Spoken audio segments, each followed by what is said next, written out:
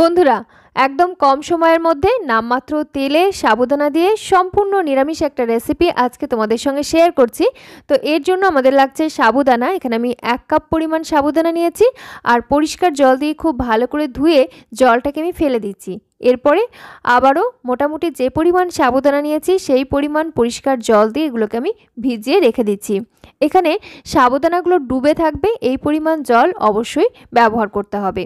তারপরে ঢাকা চাপা দিয়ে ঘন্টা দুয়েকের জন্য রেস্টে রেখে দিচ্ছি, তাতে করে সাবুদানাগুলো সুন্দরভাবে রেডি হয়ে যাবে। এখানে আমি দুটো মিষ্টি আলু নিয়েছি।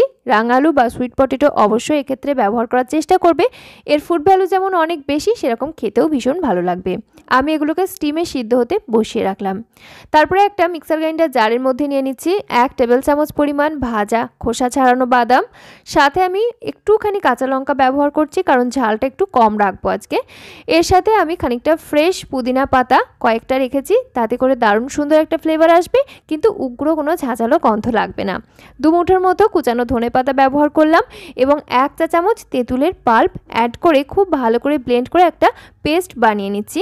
তবে একদম মিহি পেস্ট করিনি, একটু হালকা দরদরা রয়েছে, এটার জন্য খেতে ভীষণই ভালো লাগবে। তোমরা চাইলে মিহি পেস্ট বানিয়ে ফেলতে পারো আর সামান্য পরিমাণ জল ব্যবহার করতে পারো এটা ব্লেন্ড করার সময়, কিন্তু আমি জলের ব্যবহার আর করিনি। এটাকে একটা বাটির মধ্যে নিয়ে এক সাইডে রেখে দিলাম। আর যে সুইট পটেটোগুলো আমরা স্টিমে সিদ্ধ হতে দিয়েছিলাম, এগুলো কিন্তু সিদ্ধ হয়ে গেছে আর একটু ঠান্ডাও হয়ে গেছে। খোসাটা ছাড়িয়ে ফেলে দিয়ে গ্রেট করে নিতে পারো, অথবা এগুলোকে স্ম্যাশ করেও নিতে পারো। তো দুটো পদ্ধতি তোমাদেরকে দেখিয়ে দিলাম, যেটা তোমাদের সুবিধা মনে হয় সেটাই করে নেবে। তবে আমি স্ম্যাশ করে নিচ্ছি, তাতে করে সময়টা একটু কম লাগছে। বন্ধুরা, দেখছো সিম্পল কুইজিন বাংলা, আমি আলেয়া। আমাদের চ্যানেল সিম্পল কুইজিন বাংলায় তোমাদের সবাইকে জানাই অনেক অনেক স্বাগত। তোমরা যারা নতুন অডিয়েন্স রয়েছো তাদের জন্য বলে রাখি, আমি কিন্তু এরকমই স্বাস্থ্যকর রেসিপি শেয়ার করে থাকি।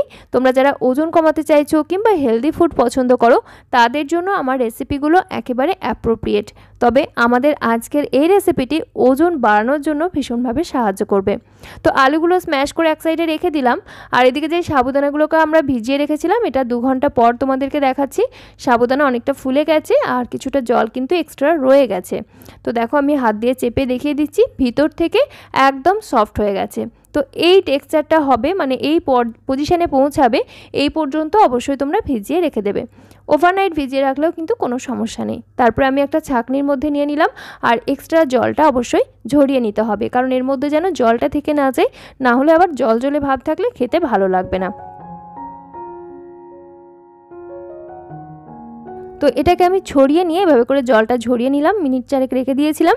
তারপরে একটা বড় সাইজের মিক্সিং বোল নিয়েছি, আর এর মধ্যে পুরো জল ঝরানো সাবুদানাগুলোকে নিয়ে একটা স্ম্যাশারের সাহায্যে আমি একটু হালকা করে স্ম্যাশ করে নিচ্ছি। মানে একদম চটকে যাবে না, হালকা একটু দানা দানা থাকবে, এইভাবে স্ম্যাশ করে নিচ্ছি। তোমরা চাইলে গ্লাসের যে পিছন দিকটা সেটা করে স্ম্যাশ করে নিতে পারো, তবে ব্লেন্ড করার কোনো প্রয়োজন নেই। ব্লেন্ড করলে কিন্তু একদমই ভালো হবে না। এরকম হালকাভাবে স্ম্যাশ করে নেবে, দারুণ সুন্দর কিন্তু খেতে লাগবে। তো এই কাজটা একটু সময় সাপেক্ষ মনে হলেও বেশ ট্রিকি একটা কাজ, এটা অবশ্যই করে নেওয়ার চেষ্টা করবে। আবার চাইলে হাত দিয়ে চটকে মেখেও নিতে পারো, একই ব্যাপার। তো আমি দেখো একটু স্ম্যাশ করে নিয়েছি, আর টেক্সচারটা ঠিক এরকম হয়েছে, একটু একটু গোটা গোটা রয়েছে আর একটু একটু নরম হয়ে গেছে। ওটাকে এখন এক সাইডে রেখে দিলাম। তারপর এখানে আমি একটা প্যান বসিয়ে নিয়েছি, এর মধ্যে 1 চামচ মতো হোয়াইট অয়েল নিয়েছি। এখানে আমি সয়াবিন তেল ব্যবহার করছি, তোমরা চাইলে যে কোনো হোয়াইট অয়েল ব্যবহার করতে পারো।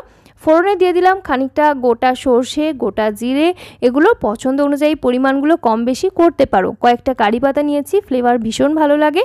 আর কাঁচা লঙ্কাটা আমি ফোড়নে দিলাম, ভীষণ সুন্দর একটা চটকালো ফ্লেভার আসে। একসাথে করে একটু নাড়াচাড়া করে নিচ্ছি। যখন দেখা যাচ্ছে সমস্ত কিছু সুন্দর করে ভাজা ভাজা হয়ে গেছে, সেই পর্যায়ে আমি এখানে মোটামুটি 2 টেবিল চামচের মতো কুচানো ক্যাপসিকাম অ্যাড করে দিলাম। আচ্ছা, ক্যাপসিকামটা তোমরা এভাবে করে না ভাজতেও পারো, তবে ক্যাপসিকামটা এরকম করে একটু ফ্রাই করে নিলে এর ফ্লেভার কিন্তু ভীষণ ভালো লাগে। তো সেই জন্য আমি এটাকে একটু নাড়াচাড়া করে নিচ্ছি। তবে মনে রেখো, এই নাড়াচাড়া করার ফলে বা এরকম একটু ফ্রাই করে নেওয়ার ফলে ক্যাপসিকামের ফুড ভ্যালু কিছুটা নষ্ট হচ্ছে, কিন্তু খেতে ভালো লাগবে। এবার আগে থেকে স্ম্যাশ করে রাখা সাবুদানার সঙ্গে এই ফোড়নটা পুরোটাই অ্যাড করে দিলাম। আচ্ছা, তোমরা যদি এখানে তেলের ব্যবহার একটু কম করতে চাও, সেক্ষেত্রে ফোড়নটা না করলেও পারো। এমনি এমনি এই সমস্ত উপকরণগুলো কাঁচা অবস্থাতে এর সঙ্গে অ্যাড করতে পারো, তবে ফোড়ন করে নিলে ফ্লেভার কিন্তু ভীষণ ভালো হয়। সাথে আমি খানিকটা গ্রেট করে রাখা গাজর, ধনেপাতা এবং যে আলু আমরা স্ম্যাশ করে রেখেছিলাম সেটা অ্যাড করে দিলাম। স্বাদ অনুযায়ী লবণ দিয়ে দিলাম। এখানে তোমরা পরিমাণটা নিজেদের ইচ্ছা অনুযায়ী কম বেশি করতে পারো। আমি দিয়েছি 1/4 চা চামচ পরিমাণ। খানিকটা ভাজা মশলার গুঁড়ো দিয়েছি এবং দিয়েছি কুচানো কাঁচা লঙ্কা। এগুলো তোমরা নিজের নিজের টেস্ট অনুযায়ী দেবে। ভাজা মশলার মধ্যে রয়েছে জিরে, ধনে, এগুলোকে একসঙ্গে শুকনো খোলায় ভেজে গুঁড়ো করা। ব্যাস, এরপরে আমি সমস্ত কিছু একসাথে খুব ভালো করে চটকে মেখে নিচ্ছি। এই রেসিপিটি আমি সম্পূর্ণ নিরামিষভাবেই বানাচ্ছি, তো সেই জন্য কোনো রকম পেঁয়াজ কিংবা রসুনের ব্যবহার একেবারেই করলাম না। তোমরা চাইলে কুচানো পেঁয়াজ, রসুন এগুলো ব্যবহার করতে পারো, খেতে আরও বেশি মুখরোচক লাগবে। তো সমস্ত কিছু একসাথে মেখে নেওয়ার পর বেশ টাইট একটা ডোয়ের মতো হয়েছে, এরকম ঘনত্বটা হবে। এখান থেকে অল্প অল্প করে মিশ্রণ নিয়ে গোল পাকালে দেখবে খুব সুন্দর রাউন্ড শেপ হয়ে যাবে, আবার চ্যাপটা করলেও করে নেওয়া যাবে। তো এইরকম একটা টেক্সচার হবে, কিন্তু এর সঙ্গে কোনো রকম আলাদা রকমভাবে জল কিংবা অন্য কোনো লিকুইডের ব্যবহার করার কোনো প্রয়োজন নেই। তারপরে আমি একটা প্যান গরম হতে বসিয়েছি, এর মধ্যে সামান্য পরিমাণ তেল একটু ব্রাশ করে নিচ্ছি। এই জাস্ট তেলের ব্যবহার, এর থেকে বেশি কিন্তু তেল এখানে প্রয়োজন পড়বে না। এবারে ওই মিশ্রণ থেকে অল্প খানিকটা মিশ্রণ নিয়ে আমি ফার্স্টে গোল করে নিয়েছি হাত দিয়ে, তারপরে এরকম প্যানের মধ্যে নিয়ে একটু চ্যাপটা করে নিচ্ছি, জাস্ট স্প্রেড করে নিচ্ছি। এইটা তোমরা নিজের নিজের ইচ্ছা অনুযায়ী আকৃতির বানিয়ে ফেলবে, তবে জাস্ট পাতলা করে বানিয়ে নেবে, তাতে করে খুব সুন্দরভাবে তৈরি হবে, ভিতরে কাঁচা থাকার কোনো সম্ভাবনা থাকবে না, আর খেতে ভীষণ ভালো লাগবে। তো এরকম করে আমি জাস্ট হাত দিয়ে একটু পাতলা করে নেওয়ার পর স্প্যাচুলার সাহায্যে উপরের সাইডে একটু সমান করে নিচ্ছি। জাস্ট এরকম করে আমি বানিয়ে নিলাম, তোমরা নিজের নিজের পছন্দ অনুযায়ী করে নেবে। তারপরে আমি যে তেলটা সাইডে রয়েছে সেটা একটু সুন্দর করে এভাবে করে স্প্রেড করে নিচ্ছি, যাতে এর নিচের দিকে আর একটু তেল আসে, তাহলে কি হবে না, এটা খেতে বেশ মুখরোচক হয়ে যাবে। তাছাড়া আর অল্প পরিমাণ তেলেতেই কিন্তু এটা বানিয়ে নেওয়া যায়, এর থেকেও কম যদি তোমরা তেল ব্যবহার করতে চাও তাতেও কিন্তু সুন্দরভাবে তৈরি হয়ে যাবে। একটা সাইড সুন্দর করে সেঁকে নেওয়ার পর আমি এটাকে উল্টে নিলাম, আর দেখেছো দারুণ সুন্দর একটা গোল্ডেন ব্রাউন কালার ধরে গেছে, আর ফ্লেভারও কিন্তু ঠিক সেরকমই পাওয়া যাচ্ছে। এখানে যেহেতু আমি মিষ্টি আলু ব্যবহার করেছি, খেতে বেশ হালকা মিষ্টি মিষ্টি স্বাদের হয়, খুব ভালো লাগে। মাঝে মধ্যে কিন্তু কাঁচা লঙ্কাটাও পড়বে মুখে, দারুণ টেস্ট লাগবে। তোমরা চাইলে নর্মাল আলু দিয়েও বানিয়ে ফেলতে পারো, সেক্ষেত্রে জাস্ট মিষ্টি ভাবটা থাকবে না, তবে চিনির ব্যবহার করার কোনো প্রয়োজন নেই এই মিষ্টি ভাবটা আনার জন্য। এমনি ন্যাচারালি এগুলো খেতে ভীষণ ভালো হয়, যে কোনো উপবাসের দিনে তোমরা বানিয়ে নিতে পারো।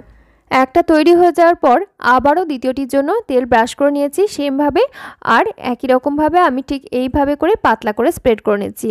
হাতটা একটু ভিজিয়ে নেবে, তাহলে দেখবে স্প্রেড করতে সুবিধা হবে।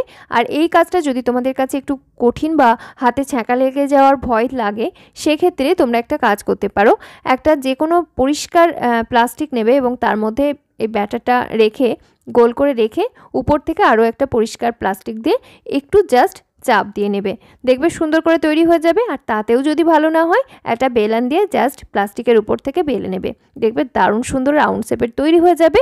আর এইভাবে করে তোমরা প্যানের মধ্যে দিয়ে সেঁকে নেবে, তৈরি হয়ে যাবে দারুণ সুস্বাদু এবং স্বাস্থ্যকর সাবুদানার পরোটা। সম্পূর্ণ নিরামিষ এই পরোটা যে কোনো উপবাসের দিনে তো খেতে ভালো লাগবেই, তাছাড়াও এমনি নর্মাল যে কোনো দিনে তোমরা স্বাস্থ্যকর ব্রেকফাস্ট কিংবা স্বাস্থ্যকর বিকেলের টিফিনের জন্য বানিয়ে নিতে পারো। চাইলে স্কুল কিংবা অফিসে লাঞ্চ বক্সেও নেওয়া যেতে পারে, দারুণ সুস্বাদু হয়, ঠিক তেমনই সারাদিন নরম তুলতুলে থাকে। আমি এর সঙ্গে প্রথমেই যে চাটনিটা বানিয়ে নিয়েছিলাম বাদাম এবং ধনেপাতার, সেই চাটনিটা দিয়ে এটা পরিবেশন করেছি। দারুণ সুন্দর লাগে এই চাটনির সঙ্গে। তাছাড়াও তোমরা যদি আলাদাভাবে চাটনিটা বানাতে না চাও, সেক্ষেত্রে এমনি এমনিই খেতে কিন্তু দুর্দান্ত লাগবে। কেমন লাগলো আমাদের আজকের এই সাবুদানার নতুন রেসিপি অবশ্যই জানিও ছোট্ট একটা কমেন্ট করে। ভালো লাগলে চ্যানেলটি সাবস্ক্রাইব করে পাশে থাকা বেল আইকনটা অল করে নিও, আর তোমার আত্মীয় পরিজনদের সঙ্গে শেয়ার করতে একেবারেই ভুলো না। আজকের মতো তাহলে এখানেই বিদায় নিচ্ছি, ফিরে আসছি খুব তাড়াতাড়ি পরবর্তী নতুন কোনো স্বাস্থ্যকর রেসিপি নিয়ে। সকলে খুব ভালো থেকো, সুস্থ থেকো, ধন্যবাদ।